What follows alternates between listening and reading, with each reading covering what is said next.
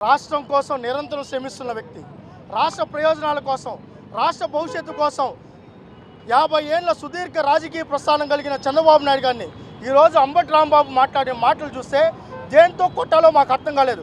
నువ్వు మనిషా, పశువా?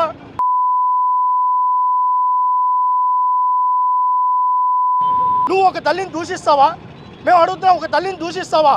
చంద్రబాబు నాయుడు గారి తల్లిని ఎలా మాట్లాడతావు? నువ్వు ఏ విధంగా దూషిస్తావు? మేము ఒకటే చెప్తాం, నిన్ను చెప్పుతో కొట్టాలా, దేంతో కొట్టాలని అడుగుతున్నావు. ఈ రాష్ట్రంలో కాదు, ఈ భూమి మీద బతికే అర్హత నీకు లేదు. అరే అంబటి రాంబాబు, ఒరే పశువుల రాంబాబు, ఒక దున్నపోతు రాంబాబు, ఇంకోసారి కానీ చంద్రబాబు నాయుడు గారికి బేషత్తుగా క్షమాపణ చెప్పాలి. క్షమాపణ చెప్పకపోతే ఈ రాష్ట్రంలో నేను తిరగనివు. చెప్పులతో కొడతాం, దేంతో అయినా కొడతాం. ఇన్ని రోజులు క్రమశిక్షణ కలిగిన పార్టీలాగా ఉన్నాం.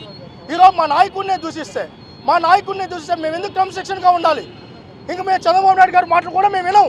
ఈ రాష్ట్రంలో వినే ప్రసక్తే లేదు.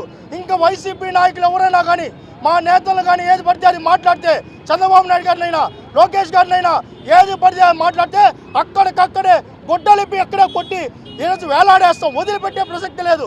ఏంటండి ఇది? ఇంత దుర్మార్గమా? నువ్వు మనిషేనా అని అడుగుతున్నావు. నీ నోట్లో నుంచి వచ్చిన మాట నువ్వేమన్నా అన్నం తింటున్నావా, గడ్డి తింటున్నావా, లేకపోతే ఇంకేమన్నా తింటున్నావు? పెంట తింటున్నావు. చంద్రబాబు నాయుడు గారిని దూషిస్తావా? అరే అంబటి రాంబాబు, కబ్బర్దారు అంబటి రాంబాబు, క్షమాపణ చెప్పకపోతే వదిలిపెట్టే ప్రసక్తే లేదు.